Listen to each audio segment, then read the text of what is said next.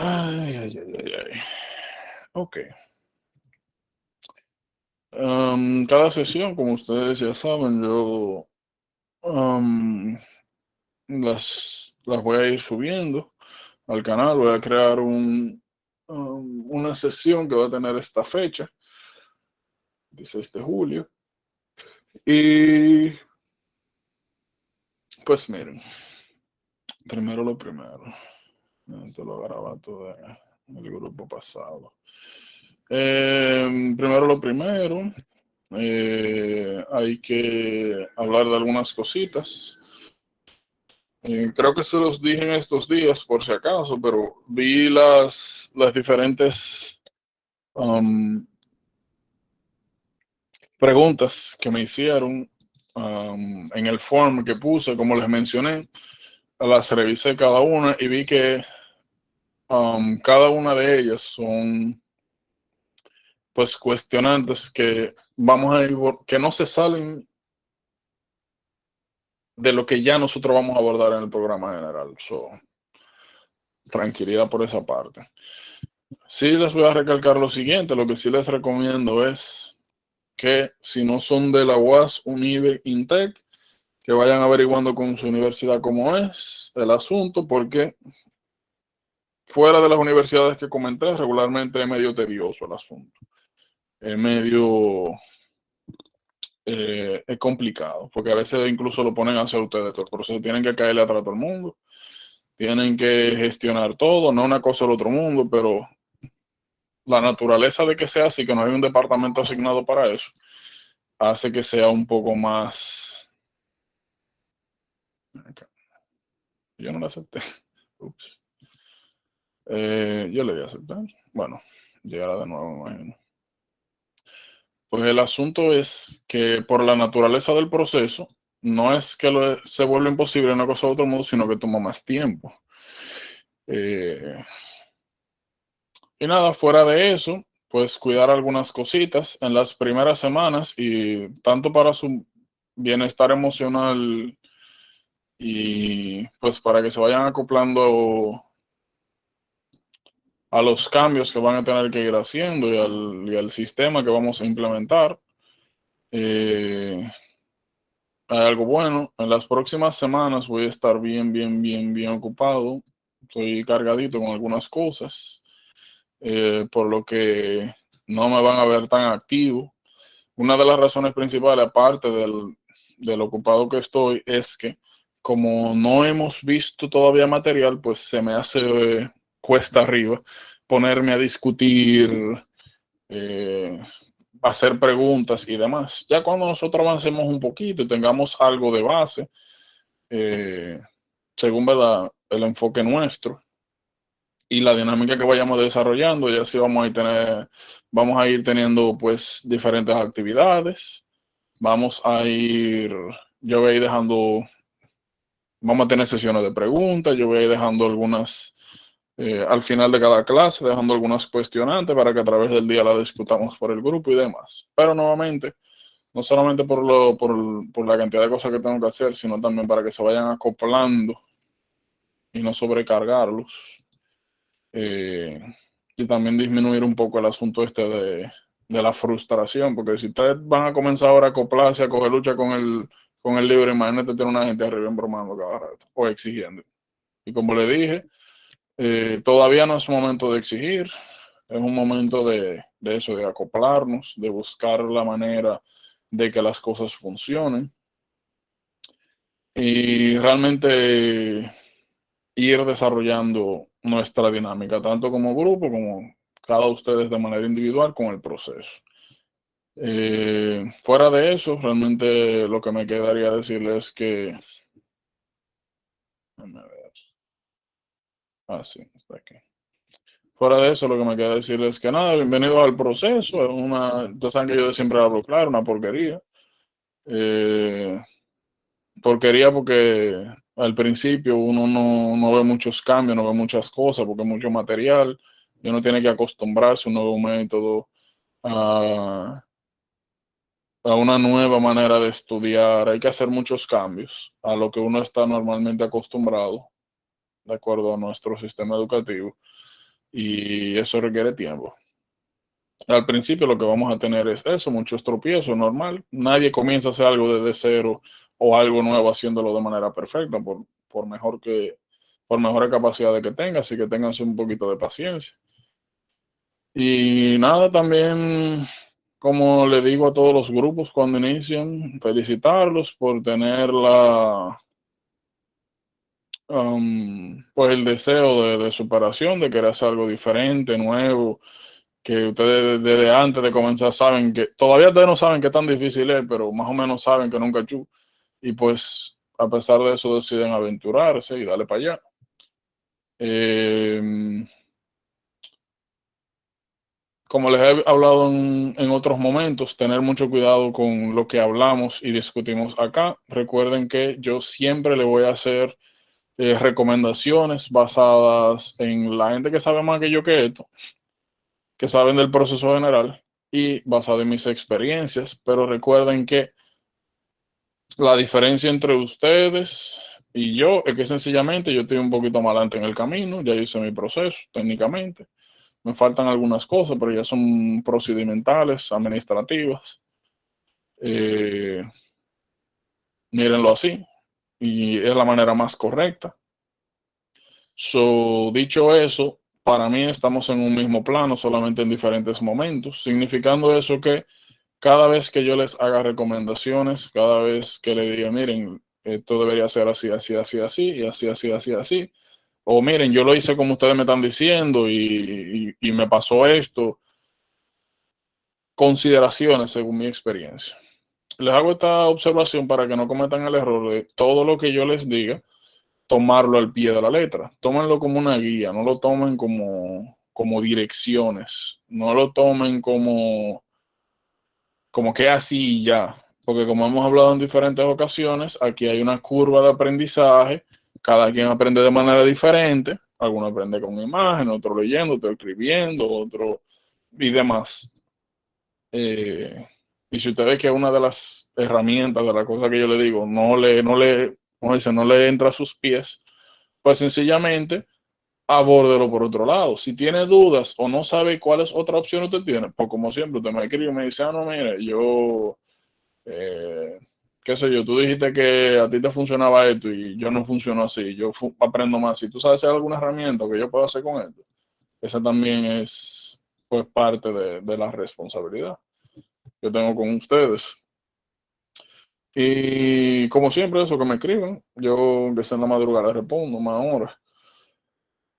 Pero eso, como les decía, tener todas esas cosas claras, felicitarlos, que le den con mucho empeño, de manera prudente para que no se quemen rápido. Eh, y pues eso, las primeras semanas, ustedes saben, son bien lentitas, tediosas, porque imagínense, uno está como agarrándole el piso, todavía no tenemos ninguna base como para agarrar conocimiento, y pues el foundation de todo, la base de todo, siempre es lo más difícil. Pero ustedes van a ver que ya sobre todo cuando salgamos de bioquímica, entremos a inmuno y ya tengamos un baseline general de abordaje, estructura y demás, ya ahí las cosas vamos avanzando un poquito más rápido. Eh, pero como les dije, ustedes saben, los primeros pasos es así. Entonces, miren, nosotros vamos a comenzar pues a hablar de bioquímica. No es una coincidencia que es el primer tema, porque ustedes van a ver que nosotros comenzamos aquí hablando de bioquímica. A ver, yo puse esto, sí. Nosotros comenzamos aquí a hablar de bioquímica, pero ustedes van a ver que vamos a seguir hablando de eso hasta, hasta aquí cuando acabemos de física. De hecho, tanto así que con el grupo que tengo más avanzado, nosotros estamos en neuro, y mañana nosotros vamos a ver demencia. Y lo primero que le dije ahorita, miren, ustedes se acuerdan cuando estamos hablando de bioquímica, cuando estamos hablando de B12, que deficiencia daban síndromes demenciales. Ah, pues miren, mañana nosotros vamos a volver, lo que vimos en bioquímica lo vamos a volver a ver aquí, enfocado a otros síndromes neurodegenerativos demenciales, en los cuales hay que hacer diferenciales, o sea, saber establecer cuándo sospechar uno sobre otro y demás. So, lo que vamos a ver aquí vamos a ver el material entero y eso es una de las ventajas que tiene comenzar con esto, porque todo está relacionado de manera directa o indirecta, muchas veces de manera que uno ni sospecha, pero para eso estamos aquí. Miren, ahora nosotros nos vamos a enfocar mucho, pues, como hemos hablado en las bases.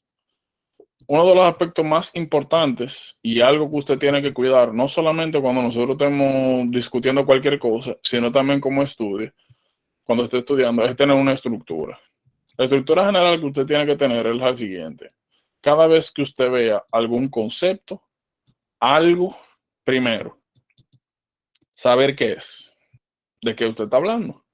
Segundo, ¿tiene alguna composición? ¿Tiene partes que yo tenga que conocer? Por ejemplo, aquí vamos a hablar de cromatina. Lo primero es, yo sé qué es eso de cromatina. No sé, por lo primero que tengo que venir es, pues saben, papá Google a buscar, ¿qué es eso? Porque de nada me sabe a mí, ve, yo agarrar, ponerme aquí, ver toda la parte del mundo, todo lo que tiene, toda la proteína asociada, saber cuáles son sus consideraciones estructurales sin yo tener ni idea de qué es esto. No estamos en nada. Te va a hablar mucho de algo que usted no sabe qué es. Pues el punto de esto es nuevamente estructura. Primero, yo sé de lo que me están hablando. No, pues busco. Ya tengo una idea de qué es. Ah, entonces ahora sus partes. ¿Tiene algún tipo de organización? ¿Tiene algún tipo de estructura que yo deba de saber? ¿Cuáles componentes de esa estructura son importantes? ¿Qué funciones tienen? Luego, lo que viene es, ¿cuál es la función general de lo que estoy describiendo? ¿Qué hace? ¿En cuáles procesos está relacionado? Y luego, posiblemente lo más difícil es aplicación. Donde más nosotros vamos a trabajar es aquí aplicación, porque toda esta información usted la tiene aquí, dispersa, pero la tiene. Lo que no está es la aplicación. Y eso va a ser nuevamente en lo que más nosotros nos vamos a enfocar.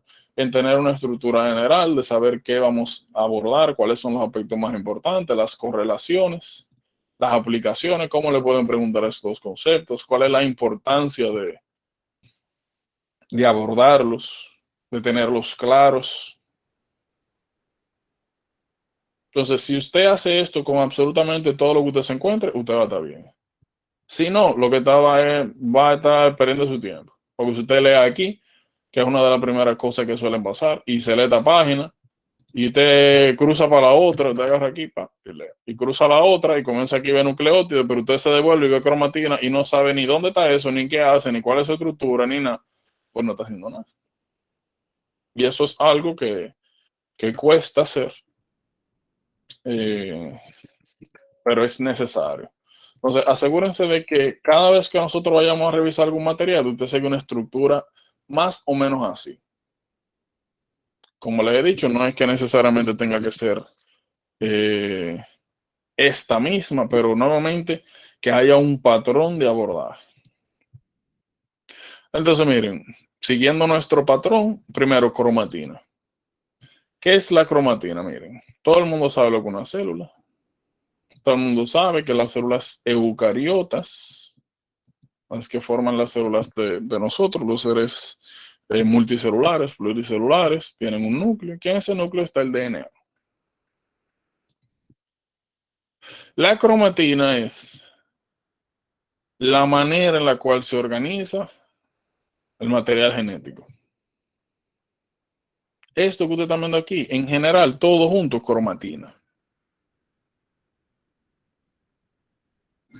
Entonces, ¿qué es lo más importante que nosotros tenemos que visualizar acá?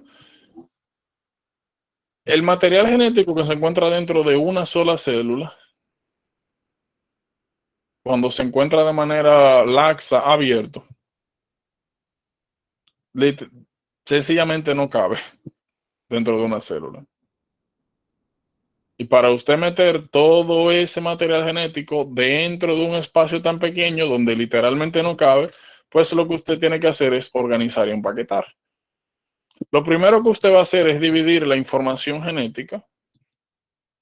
Y cuando nos referimos a información genética, aunque lo vamos a ver un poquito más adelante, pero por si acaso, en el DNA lo que nosotros tenemos muchas cosas. pero de interés, genes. Los genes lo que nos dan a nosotros es el recipe, la receta para la síntesis proteica. Literalmente eso es lo único que hay en el DNA, por ahora. La información para sintetizar proteínas, ya. Entonces, ese DNA nos permite a nosotros sintetizar muchas proteínas. ¿Qué sucede? Este material genético lo vamos a dividir en dos grandes grupos. Dependiendo de qué función tenga una célula, hay parte de ese material genético que es útil y hay parte de ese material genético que no es útil, dependiendo de su función. El ejemplo clásico que siempre me gusta utilizar es el siguiente. Vamos a agarrar este fragmento. Bueno, vamos a inventarnos una hebra. Esta es una hebra de DNA, entre comillas. Una hebra de DNA. Entonces, vamos a suponer que este aquí es el gen 1 y este gen codifica para mioglobina. Mioglobina. Y este segmento que yo tengo acá es el gen 2 que codifica para hemoglobina. Segmento 1, gen 1, segmento 2, gen 2. Hemoglobina, hemoglobina. En las células musculares, lo que a mí me interesa tener, vamos a hablar más adelante de eso, es mioglobina. Entonces, en el tejido muscular, músculo esquelético, lo que me interesa es tener mioglobina. Ahí es donde eso funciona, ahí es donde pertenece, ahí es donde es útil. La hemoglobina, ustedes saben que es importante, esencial para la función de los RBCs. Entonces, a mí me interesa tener los eritrocitos.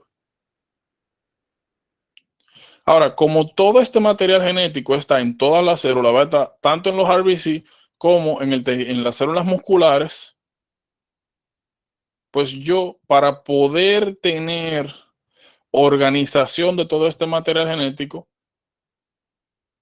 tengo que tener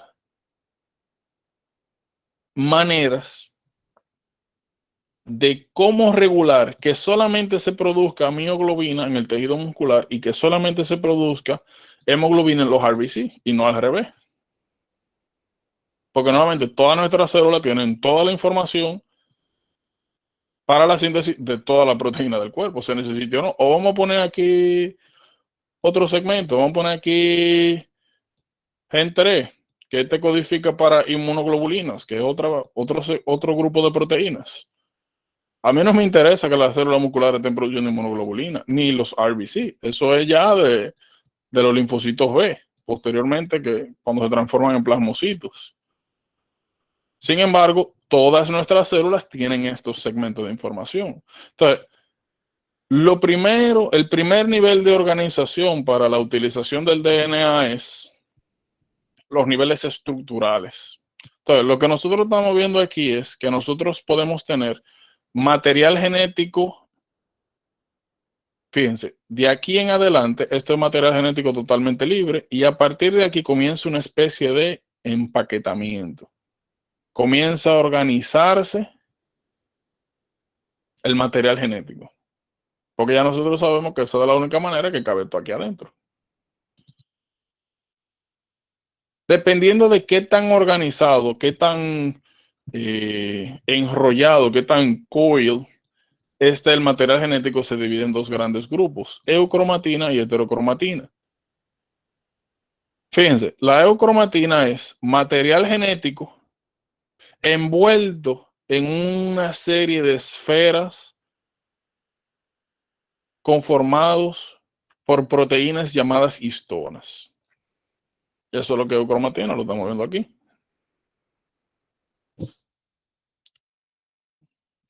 Ven aquí, te agarra el DNA, lo envuelve en estas histonas, en estas proteínas que forman estructuras circulares, y yo comienzo a enrollar.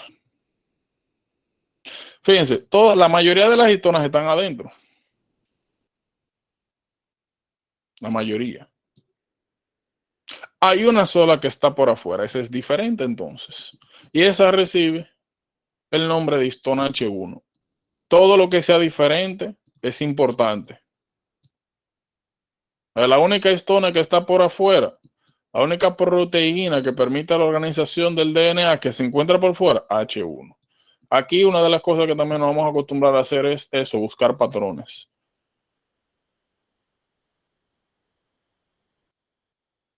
Entonces, cuando nosotros enrollamos este material genético, DNA, en estas estructuras proteicas formamos estas estructuras esféricas de material genético y proteico. Eso es lo que nosotros llamamos nucleosoma. Una serie de nucleosomas que tienen espacio entre ellos es lo que nosotros llamamos eucromatina. Es material genético organizado, pero con espacio libre, es accesible. Aquí puede venir una enzima, aquí puede venir una enzima, aquí puede venir una enzima. Hay espacio para yo utilizar material genético. Entonces, eucromatina corresponde a los segmentos de DNA útiles para esa célula. Yo quiero tener la información que necesito libre. Ahora, ¿qué es lo que nosotros estamos viendo de aquí en adelante? Hasta acá. Que si yo agarro estos núcleos sobre estas unidades esféricas y comienzo a enrollarlas una arriba de otra y a superpegarlas, supercoilearlas, a superenredarlas, formo estructuras que son, asimismo, super empaquetadas. Y eso es lo que nosotros conocemos como heterocromatina. Fíjense, esto está también empaquetado, que es que no hay espacio entre una histona, ni un núcleo, ni entre histonas, ni entre nucleosoma, ni material genético. Todo esto está junto, pegado, todo. No hay espacio. Si no hay espacio, no puedo utilizar este material genético, aunque esté ahí. ¿Cómo meto una enzima para acá? No puedo. Entonces, heterocromatina corresponde a los segmentos de DNA que en esa célula no son útiles, que yo no necesito, que conforman parte del DNA de toda la célula, pero que no utilizo.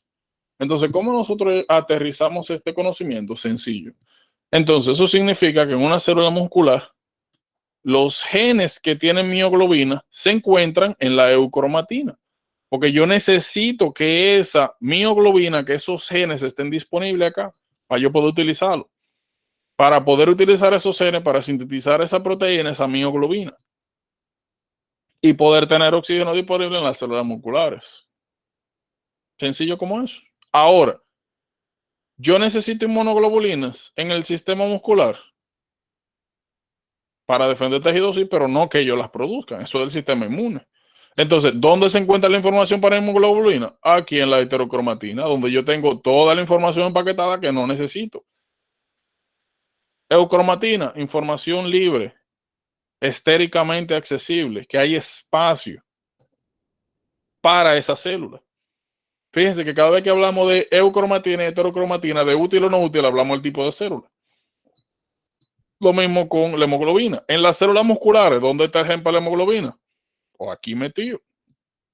¿Por qué? Porque tú quieres que aquí tú necesitas hemoglobina, ¿no? Tú tienes tu hemoglobina.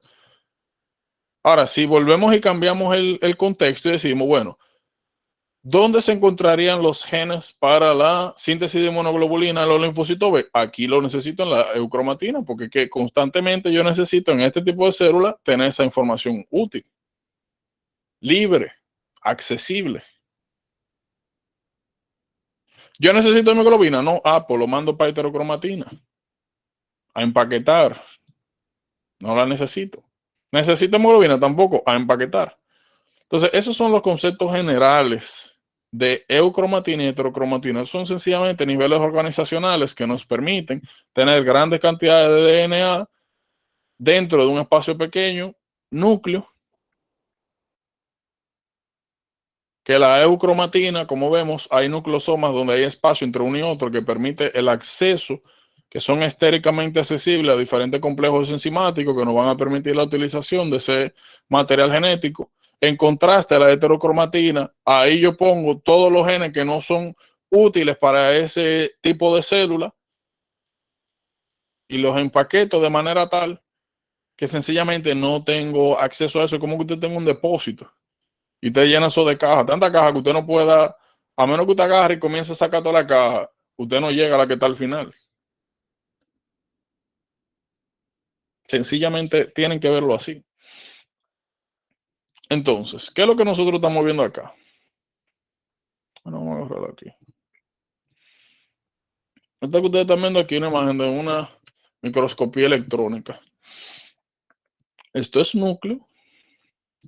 Y nosotros estamos viendo que dentro del núcleo de interés hay dos sustancias. Nucleoles, eso lo vamos a hablar un poquito más adelante, cuando hablemos de ribosomas. Aquí nosotros estamos viendo E y H. Eucromatina. Se ve clara. Y claro que se va a ver clara, porque es laxa, hay espacio. Tan lejos una de otra, un nucleosoma de otro, tan lejos. Hay espacio. Miren aquí, todo este material oscuro, denso, ya ustedes saben lo que se van a encontrar. Hay heterocromatina, porque todos los nucleosomas están pegados uno al lado de otro. Y ya ustedes saben más o menos cómo pueden venir preguntas de esto. Le dicen, mire, que aquí nosotros tenemos, como mencioné, un plasmocito.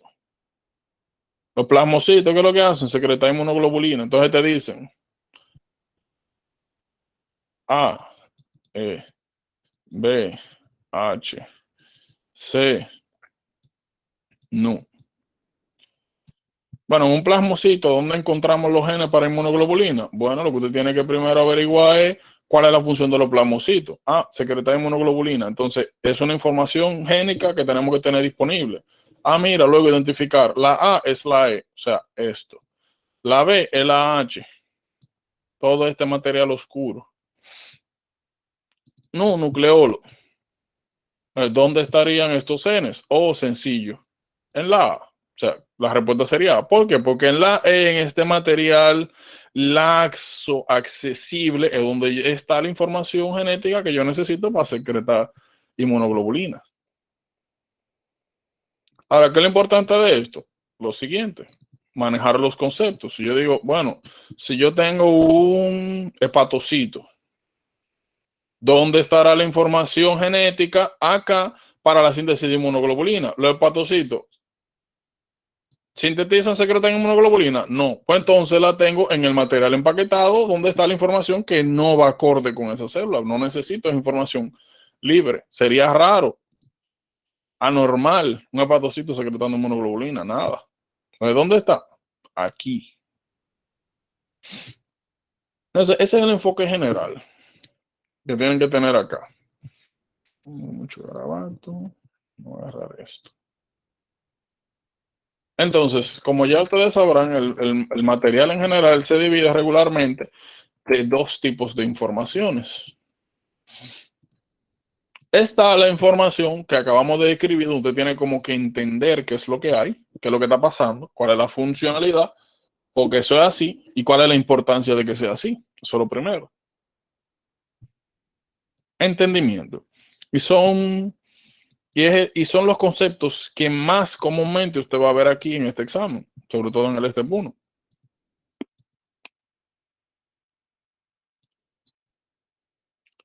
Oh, Malfred, no se me ha olvidado la pregunta. En un momentito, cuando acabe aquí, para que me recuerdes. Ok. Entonces, dos tipos de informaciones. Entendimiento, que es lo que estamos haciendo acá, tomando conceptos, ¿verdad? Uniéndolos, buscándole sentido, viendo posteriormente cuál es la aplicación que tiene, cómo pueden venir preguntas relacionadas a esto, para que sepan más o menos hacia dónde van los conceptos, de qué sirven y los escenarios que pueden tener más adelante. Lo segundo.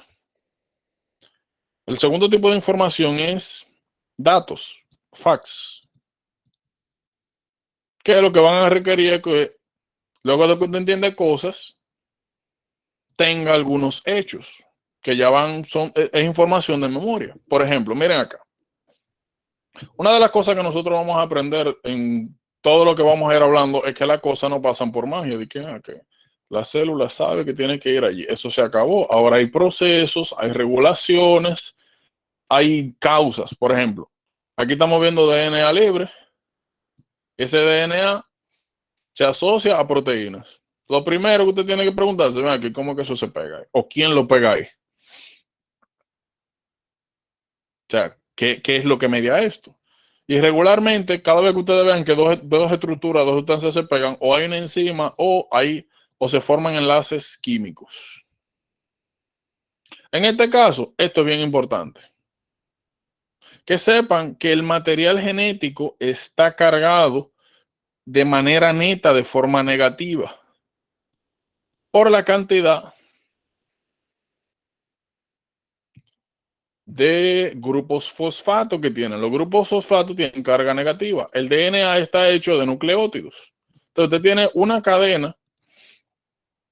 Todo esto tiene muchos grupos fosfato y los grupos fosfato tienen carga negativa. Entonces la carga neta del DNA es negativo. Todo esto es negativo, negativo, negativo, negativo.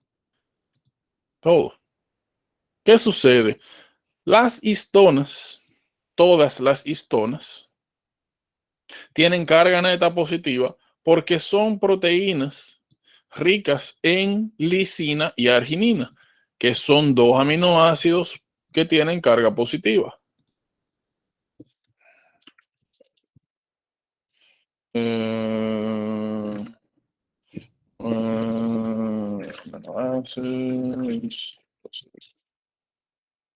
Un poquito más adelante nosotros vamos a hablar de las diferentes clasificaciones de los aminoácidos y vamos a ver que una de las clasificaciones que vamos a ver son los aminoácidos que tienen carga, que pueden tener carga positiva o carga negativa.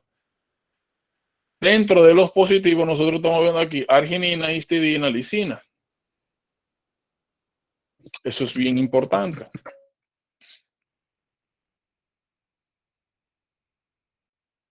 Bien importante, porque como estas proteínas son entonces ricas en estos aminoácidos que tienen carga positiva, pues tienen carga neta positiva. Entonces tenemos proteínas positivas, DNA de negativo que se pega por enlaces sencillamente iónicos, atracción.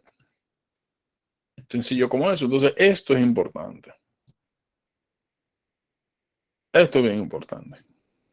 Lo otro, esto es una manera de cómo vimos de controlar qué material genético se expresa según el nivel de organización que exista.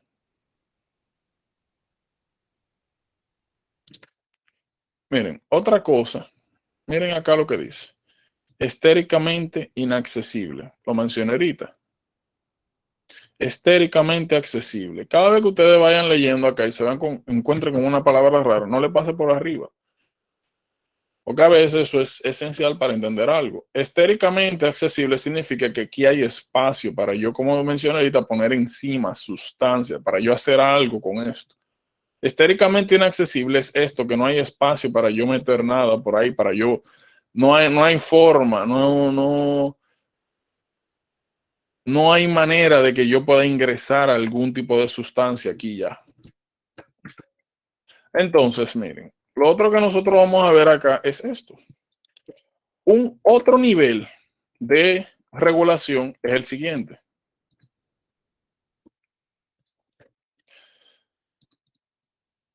Vamos a ver. Otro nivel de regulación es el siguiente. Imagínense que aquí yo tengo un segmento, nuevamente, de DNA. Y este segmento de DNA es un segmento de eucromatina, o sea, toda la información que está aquí está accesible. Vamos a suponer que aquí yo nuevamente vamos a dividir en genes. Vamos a poner gen 1, gen 2, gen 3, gen 4.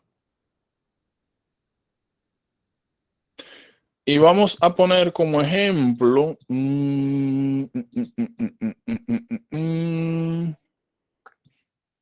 hepatocitos. Nosotros vamos a ver que los hepatocitos tienen una capacidad sintética enorme. Vamos a decir que dentro de todas esas proteínas que se pueden sintetizar, hay una que se llama P450. Aquí vamos a poner proteína X, proteína A, proteína B. ¿Qué sucede? En este gen 1 es donde está el gen para P450. P450 es un complejo enzimático que se encarga de digerir, de metabolizar fármacos. toxinas. ¿Qué significa eso? Que si yo, por ejemplo, ahora, una de las sustancias que se metabolizan por aquí es alcohol. Si una persona de un momento a otro comienza a tomar alcohol, significa que los hepatocitos van a necesitar más P450 de lo que normalmente necesitan para metabolizar ese alcohol. ¿Qué sucede? Como todo esto es eucromatina, está útil. Ahora, ¿cómo yo promuevo la utilización de este material genético? ¿Cuándo lo necesito? Hay varias maneras, pero vamos a comenzar por lo contrario. Yo bebí alcohol, se metabolizó el alcohol, bajaron los niveles de P450. Anteriormente este gen se estaba utilizando para metabolizar el alcohol. ¿Cómo yo ahora le digo a eso, hey, mira, párate ya? ¿Cómo yo controlo que este gen, luego de que ya yo utilicé lo que iba a utilizar, que se pare de, mira, ya, quédate ahí? Pues nosotros tenemos los sistemas de regulación de eucromatina. El primero que vamos a ver es metilación de DNA. M de mutear. Cuando yo agarro un segmento de DNA activo o libre, o sea, de eucromatina que puedo utilizar y le pongo un grupo metilo, lo metilo, significa que yo voy a silenciar ese gen. Aunque esté en la eucromatina y yo puedo utilizarlo, mientras eso tenga un grupo metilo, no lo voy a poder utilizar. Así yo controlo cuándo yo produzco P450 y cuándo no. Entonces, metilar el DNA, silencia. Me dice, hey, mira, de esto no me saque, aunque esté aquí y aunque esté útil.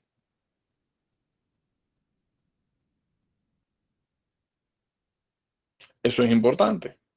¿Qué sucede? Aunque aquí no está representado, ya nosotros sabemos que este material genético está rodeado por fuera y por adentro de histonas. Si yo también metilo a las histonas, hago lo mismo. Suprimo ese segmento de DNA. Hey, no P450. Ya no hay alcohol. Ahora, ¿qué pasa si yo mañana vuelvo a tomar alcohol? Ahora, este segmento que yo tenía inhibido por metilación, tanto del DNA directamente como de las histonas, ahora lo necesito. Entonces, ¿cómo lo activo? Sencillo, le quito el metilo al DNA, porque el metilo es un inhibidor. Si tú quitas un inhibidor, estás activando. Ah, mira, ahora sí necesito P450. Quito la metilación del DNA. Ahora, yo también tenía metilado las histonas. Desmetilo las histonas. Lo estoy activando. Hay otros procesos que están asociados a las histonas aparte de metilación y es acetilar o desacetilar. Por ejemplo, estoy tomando alcohol. Aparte de desmetilar el DNA, yo también puedo promover a través de las histonas que se utilicen estos genes. Yo puedo agarrar y acetilar, ponerle un grupo acetilo, CH2, CH3, a la histona. Y si yo hago esto, acetilar, activar,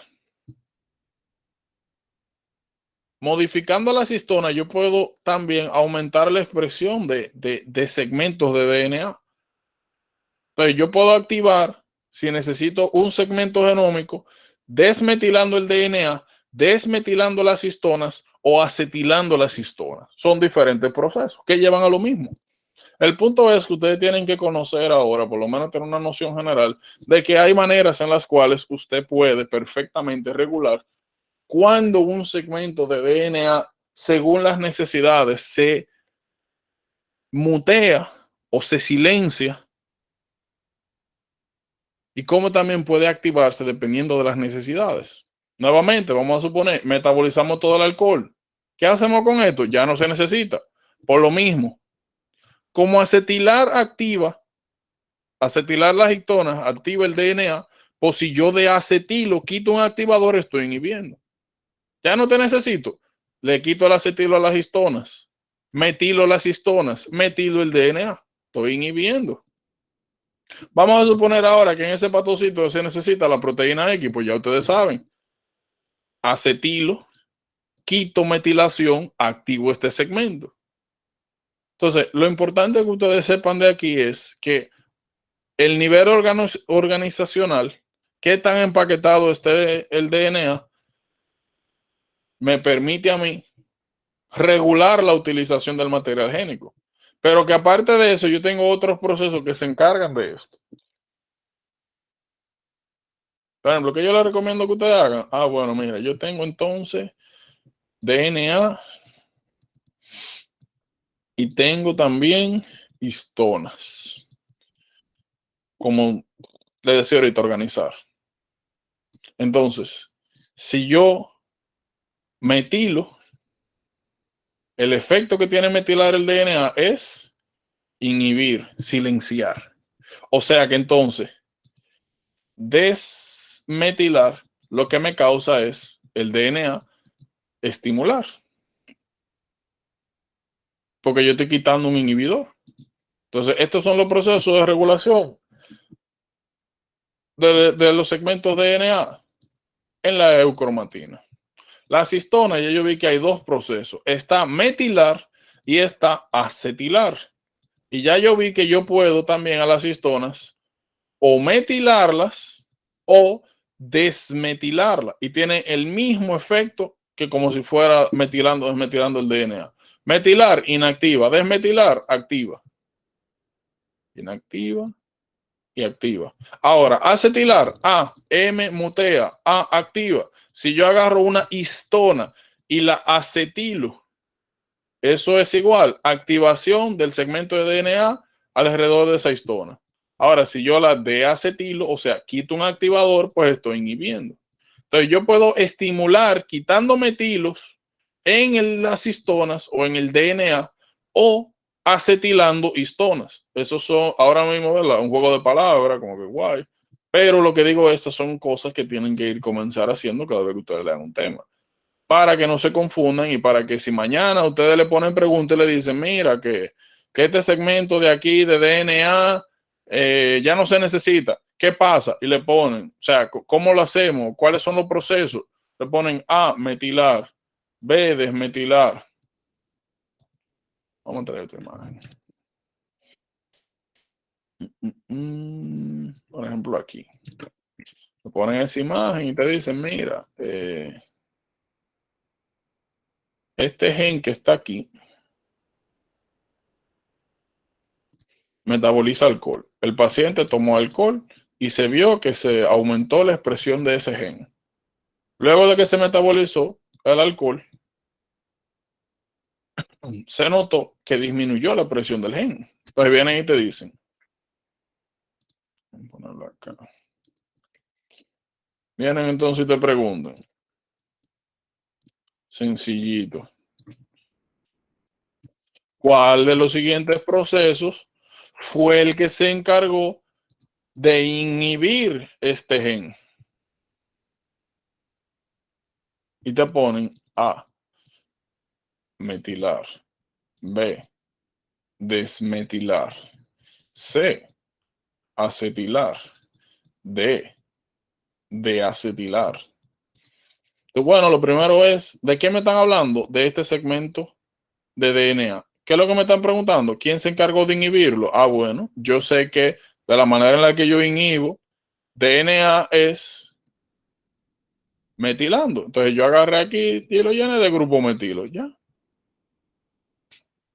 ¿Cuál es el problema? Que si tú no estás claro de qué es lo que pasa con cualquier cosa de la que te están mencionando, con cada uno de los aspectos, dónde, cuándo sucede, cuál es su efecto, te confunde. Porque yo puedo aquí y señalarte entonces acá y decirte, hey, mira, ¿cuáles de los siguientes procesos de aquí me pudo haber llevado a la inhibición de este segmento de DNA? Te estoy preguntando la histona. Entonces yo puedo, en el caso de la histona, o metilar o deacetilar. Y eso causa lo mismo, inhibición. Sencillamente eso. Nuevamente, al principio, ¿verdad? Todo esto como salvaje, como raro, como mira, qué lío. O mira, qué raro, o qué enredado, pero no, uno con el tiempo se da cuenta que es un asunto eh, es un asunto de organizar la información, es un asunto de darle sentido, es un asunto de saber bien qué significa cada cosa y de qué se refiere, eh, de entender bien qué es lo que está sucediendo. Miren, hay algunas cosas que yo están acá que son importantes, pero yo me hago loco y le paso por arriba. Por ejemplo, esto de Barbaris, eso lo vamos a ver cuando hablemos en genética de inactivación del cromosoma X. So, no se preocupen, si ustedes ven que estamos hablando de algo, que yo estoy abordando algo de aquí y hay un lío, una cosita por ahí, le paso por arriba, no se preocupen que eso es seguro, que más adelante lo vamos a ver, donde va a tener un poco más de sentido. Pues para que como no hemos hablado del proceso de inactivación de cromosoma X, imagínense yo ahora ponerme a hablar del corpúsculo de Barr. ¿Cuándo lo vamos a ver más adelante? Y lo que vamos a ver es que el corpúsculo de Barr es una estructura dependiente de un proceso que no hemos visto y que es una asociación directa a heterocromatina. Pero eso lo vamos a ver un poquito más adelante. Nuevamente, aquí también hay muchos procesos que vamos a ver un poquito más adelante y lo vamos a conectar. Nosotros siempre al principio nos vamos a enfocar en ver las bases generales de todo y luego nos vamos a complicar con las patologías. Pero ya cuando nosotros conozcamos la base y entendamos qué es lo que está pasando aquí. No se preocupen que un mal día de esto, yo aburrido, yo comienzo a hacer preguntas.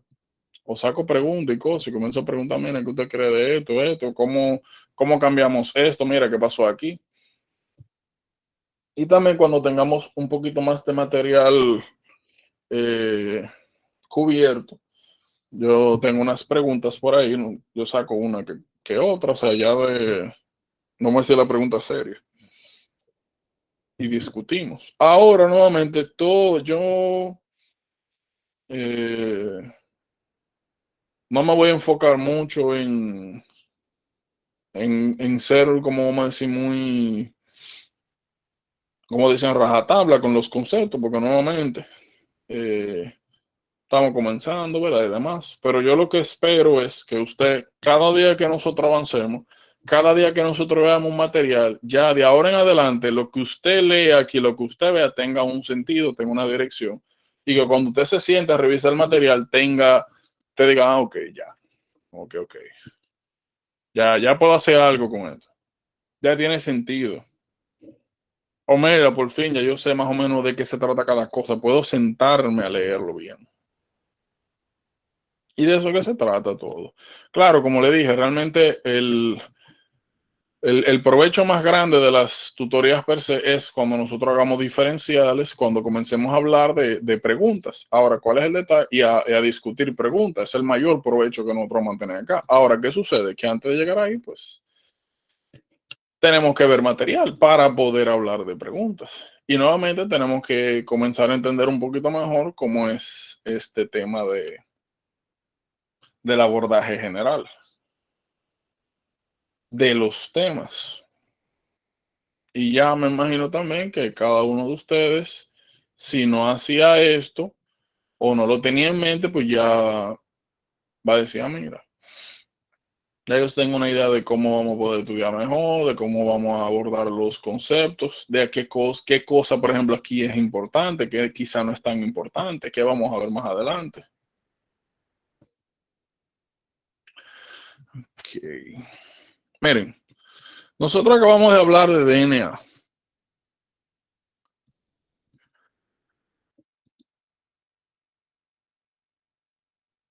Hace un momentito nosotros mencionamos proteínas y cuando hablamos de las histonas específicamente dijimos que eran proteínas que tenían carga positiva y explicamos eso otra vez de su alto contenido de aminoácidos que tienen carga positiva. Imagínense que eso es aminoácidos.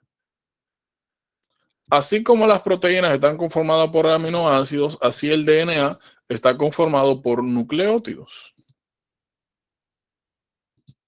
Okay. Por nucleótidos. ¿Qué sucede? Los nucleótidos tienen tres componentes estructurales básicos, que es una pentosa, penta 5 lados, una base nitrogenada y un grupo fosfato. Podemos ponerlo así mismo. Y un grupo fosfato. Es un nucleótido T de 3 componentes. Fosfato, ribosa, base nitrogenada. Y ya ustedes saben que la base nitrogenada a su vez se subclasifican en purinas y pirimidinas. Que en purina tenemos adenina, guanina, y en pirimidinas tenemos citosina, timina, uracilo. No se preocupen que eso lo vamos a ver más adelante. Pero en general, nucleótido T3, fosfato, ribosa, base nitrogenada. ¿Por qué es importante eso? Bueno, aparte porque son los elementos estructurales que componen el DNA, también hay otro detalle y es que si nosotros tenemos la ribosa y la base nitrogenada solo, eso se llama nucleócido. Nucleócido. O sea, le falta el grupo fosfato. Ahora mismo esto no va a ser muy importante para nosotros, de cada diferencia de nucleócido y nucleótido. Pero vamos a ver más adelante, cuando entremos a micro y cuando entremos específicamente a virología y hablemos de algo tan sencillo como herpes. Vamos a ver que su tratamiento, el tratamiento clásico de herpes es aciclovir. Y vamos a ver que aciclovir es un análogo de nucleócido, que es reconocido por una serie de enzimas del herpes y por eso el aciclovir solamente es tóxico en herpes, no en nuestras células. Ahora vamos a ver que cuando tú tienes herpes y otros virus que son resistentes a nucleócidos, porque el complejo enzimático mutó, cambió, pues entonces en vez de dar nucleócido, nosotros damos nucleótido, no pasamos ese paso. Pero eso es medicamento de segunda línea. Nuevamente, no me interesa que entiendan absolutamente todo lo que yo les estoy diciendo ahora, es sencillamente que tengan una idea de que este fundamento de conocimiento lo vamos a necesitar más adelante. Es importante saber las diferencias estructurales. ¿Qué es otra cosa importante que sepan? Miren, no es necesario que se sepan todas las caracterizaciones estructurales, de que sepan hacer la estructura de uno de otro. Eso no es necesario. De que se sepan la estructura, que mira, que esto es así, que esto es así. No. Ahora, ¿qué sí es importante? Que ustedes sepan algo. Purina, como mencioné en su momento, es adenina y guanina. Dos purinas, dos anillos. Tienen que saber que las purinas tienen dos anillos, las pirimidinas tienen solamente uno. Eso sí es importante. No se preocupen, que ustedes van a entender más para adelante. Miren, esto es síntesis de las bases nitrogenadas. Este es un proceso súper largo, complicado, que para nuestra suerte ahora mismo no es de interés para nosotros. ¿Por qué? Como ustedes ven acá, la gran mayoría de los fármacos, bueno, primero, la utilidad que tiene ambas vías es que sirven como dianas farmacológicas de diferentes fármacos. Todos estos fármacos o son o inmunosupresores o antineoplásicos, o sea, anticancerígenos. Y como vamos a hablar de antineoplásicos, como vamos a hablar de inmunosupresores, si no hemos visto ni cáncer ni inmuno. Lo más que me interesa ahora que sepan es que cada uno de estos fármacos tiene como propósito inhibir una que otra fase de estos procesos. Ahora, con motivo de bioquímica, que sí me interesa mucho que sepan, miren acá. Miren aquí en Condito que dice carbamoil fosfato sintetasa 2, carbamoil fosfato sintetasa 2. Nosotros en diferentes ocasiones vamos a hablar de las llamadas isocimas. Las isocimas son un conjunto de enzimas que tienen el mismo nombre, tienen la misma función, pero pertenecen a lugares celulares diferentes y a procesos celulares diferentes. Lo que estamos viendo aquí es que la carbomoil fosfato sintetazado participa en la síntesis de bases pirimidílicas, mientras que la carbomoil fosfato sintetasa 1 participa en el ciclo de la urea y se encuentran, como ven acá, en compartimentos diferentes. Eso es importante. Porque un poquito más adelante vamos a hablar del ciclo de la urea, vamos a ver esta enzima y que puede estar deficiente. Entonces es importante que sepan, 1 urea, 2 citosol. Y no se preocupen, cuando veamos ciclo de la urea vamos a ver que hay las 2 primeras reacciones son mitocondriales y las otras 2 son citosólicas. Entonces, eso es lo más importante aquí. A su tiempo no vamos a fajar con esto. Miren,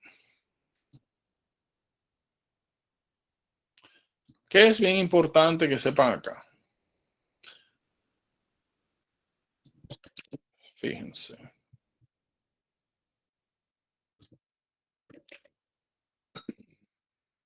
Miren aquí. Aquí no está representado de manera total, pero la síntesis de nucleótidos de bases nitrogenadas, primero bases nitrogenadas, posteriormente nucleótidos, es uno de los procesos del cuerpo que más energía requiere.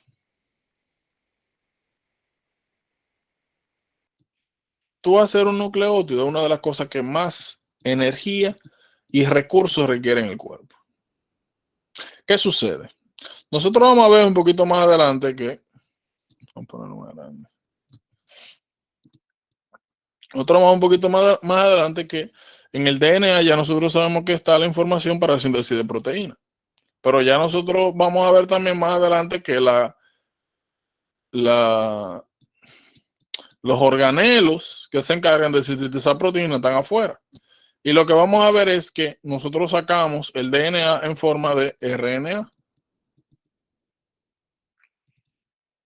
Y que ese RNA, independientemente de dónde sea utilizado, va a requerir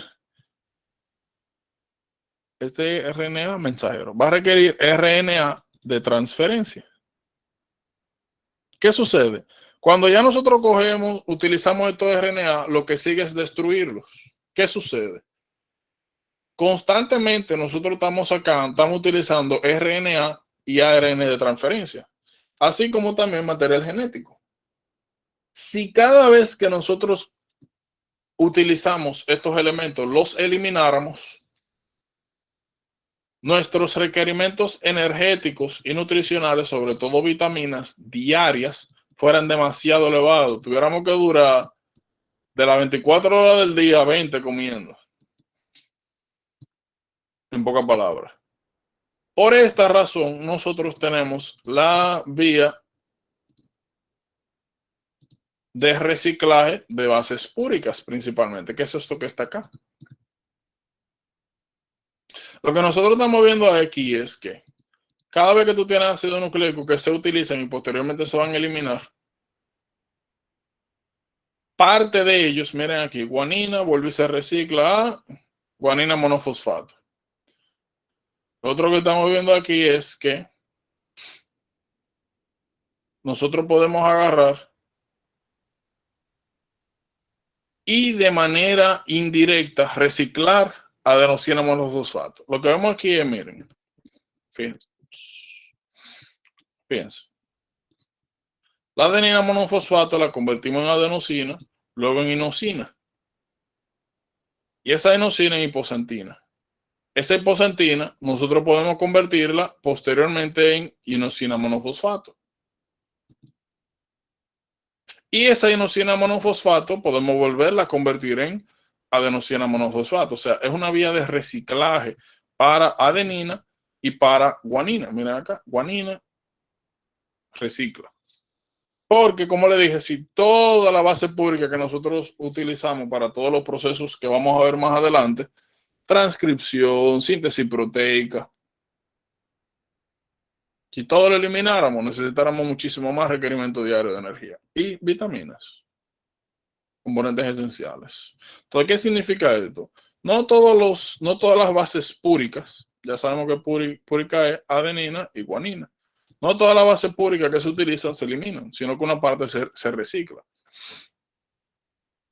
Antes de hablar del reciclaje, vamos a analizar la vía. Miren, guanosina monofosfato pierde su grupo fosfato y se convierte en guanosina, luego en guanina. Miren aquí, de nucleótido, o sea, de tener base nitrogenada, ribosa y fosfato, se convierte en nucleócido. La diferencia en guanina monofosfato y guanosina, el fosfato. Nuevamente, de nucleótido a nucleócido.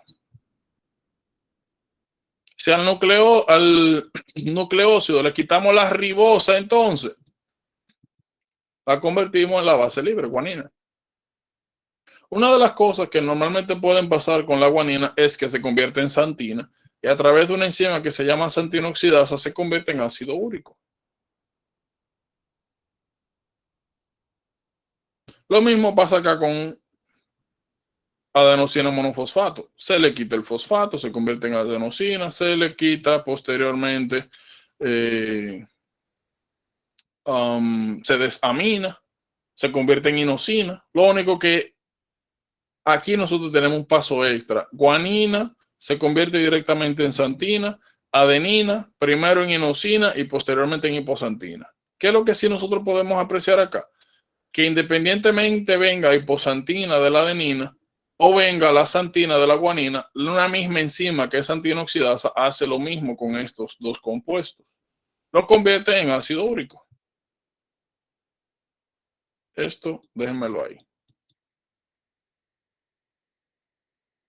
Ahora vamos a ver cuando hablemos de tumor lysis syndrome más adelante. Esto no sucede en el cuerpo. Eso es un medicamento. Que lo vamos a ver más adelante. Cuando hablemos de tratamiento de linfomas, de leucemia, sobre todo. Lo normal es esto. Se convierte en ácido úrico. Entonces ya nosotros conocemos la fuente del ácido úrico. Sobre todo cuando hablemos del Leishman ahora, cuando hablemos de arteritis gotosa, de hiperuricemia, y ustedes saben cuál es la fuente. ¿De dónde viene? De la degradación de guanina y adenosina. Ok. Ya nosotros estamos viendo aquí que la última enzima que convierte a hiposantina y santina en ácido úrico, ya la mencionamos, santina oxidasa. Estamos viendo aquí que hay dos inhibidores de la santina oxidasa, o sea, medicamentos que disminuyen la producción de ácido úrico, que van a ser bien importantes para la patología que mencionamos anteriormente. Hay dos, febuxostat, allopurinol, que es importante que sepan. Cada vez que ustedes le preguntan por cómo controlar de manera crónica una hiperuricemia, allopurinol. Allopurinol es el tratamiento de primera línea. Febuxostat usted lo va a utilizar cuando hay problemas con allopurinol. Pero en general, si le ponen que mire que cuánto utiliza para hiperuricemia, allopurinol, febuxostat, allopurinol, primera línea. El que menos efectos adversos tiene, más barato. Eso es importante. Ahora, a lo que vinimos. Esto que usted está viendo aquí es la vía de salvataje, la que mencionamos anteriormente, donde nosotros cogemos fosforibosil pirofosfato y agarramos la hiposantina y la guanina y la volvemos a convertir nuevamente en inosina y en guanosina monofosfato. Ya eso lo hablamos. Que es importante que sepan, que conozcan esta enzima que se llama hiposantina guanina fosforibosil transferasa, que es la enzima que se encarga del reciclaje de estos señores.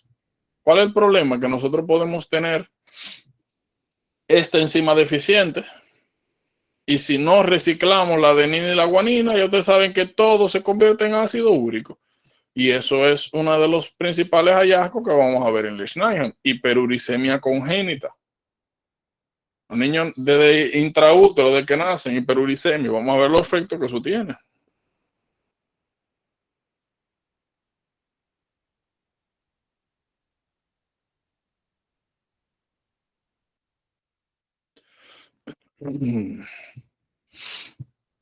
¿Qué otra cosa nosotros vemos aquí? Nuevamente, fármacos no nos interesa ahora mismo. ¿Qué otra cosa nos interesa? Es SID. Severe Combined Immunodeficiency. Inmunodeficiencia severa combinada. Vamos a ver más adelante que SID es un complejo de patologías que tiene diferentes causas. Una de ellas es de adenosine deaminase deficiency. La causa más común es deficiencia del receptor de interleuquina 2. No se preocupen que eso lo vamos a ver en inmuno, pero necesito que ahora me presten atención para cuando estemos en inmuno y hablemos, mira, de SID. Mira, ¿verdad? ADA deficiency. Yo le digo ADA deficiency, pero es adenosine deaminase adenosine deaminase deficiency, ADD, en tal caso. Entonces, ¿qué es lo más importante que ustedes sepan acá? Como le dije, la vía de salvaje, aquí en inmuno, cuando hablemos de SID, aquí las antinoxidases, sus llanas farmacológicas, y que sepan de dónde normalmente viene el ácido úrico. Hay otra cosa que es importante acá. Mire, hay una pregunta clásica cuando se trata de Lesch-Nyhan, sobre todo, o problemas con esta enzima, es que preguntan que cuál enzima aumenta su función. Por si acaso, esta que está aquí. No se preocupen que vamos a ver eso más adelante, pero como dato de interés. Fosforilusil pirofosfato sintetasa. Está bien. Entonces, esto, como le dije, lo vamos a ver en inmuno. Lesch-Nyhan, si lo vamos a tener que ver aquí. Miren. Lesch-Nyhan.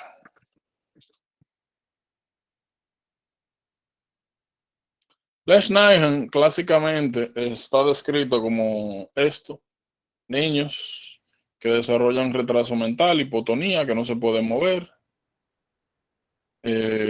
Aparte de eso, desarrollan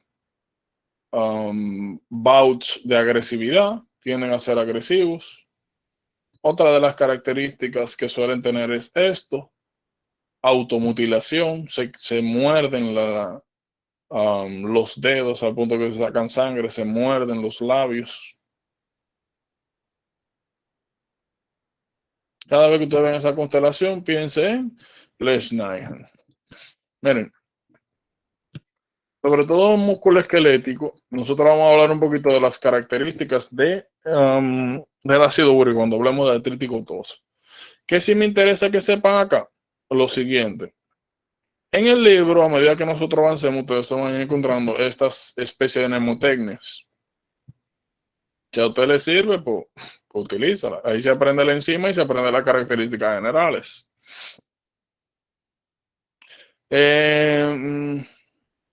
Esto fue lo que le mencioné ahorita, que está aumentada. Y miren algo, hay un ejercicio que tienen que comenzar a hacer de ahora en adelante. Cada vez que nosotros veamos una patología, sobre todo de la congénita, y ustedes vean que en algún sitio le dicen el patrón de herencia, eso es importante. ¿Qué les recomiendo que hagan? Que usted abra su Anki bien feliz y agarre y ponga algo así. Les voy a enseñar. Es importante que se sepan los patrones de herencia. Usted viene aquí y pone Lesch-Nyhan Inheritance Pattern. Por aquí, X-linked recessive. Es importante que cada patología que usted vea de ahora en adelante, que le mencionen el patrón de herencia, usted tiene que sabérselo. Eso lo van a entender un poco más cuando entremos a genética y a cálculo de predicción de herencia de este tipo de mutaciones. Esto fue lo que le mencioné ahorita. Nosotros vamos a ver, como le dije, sobre todo en músculo esquelético y urinario, que el ácido úrico puede formar los llamados cristales de urato. Y que esos cristales de urato tienden a verse como rojos o anaranjados. Cada vez que ustedes tengan un niño recién nacido y le diga a la mamá o refiere que mire, diga que en el pamper que... Déjame se aparece.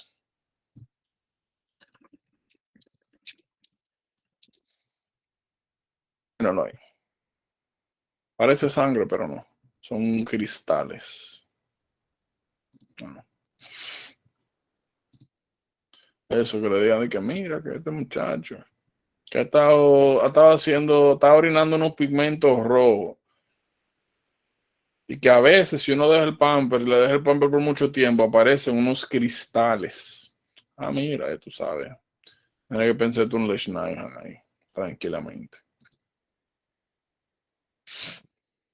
Ay, Dios mío.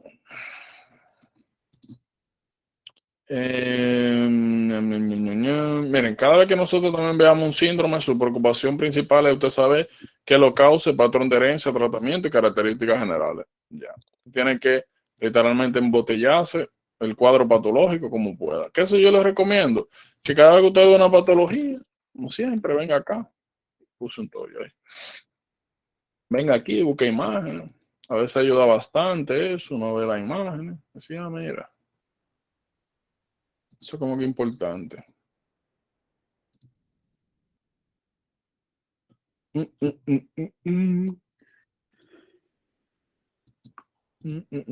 Miren, a ver algo.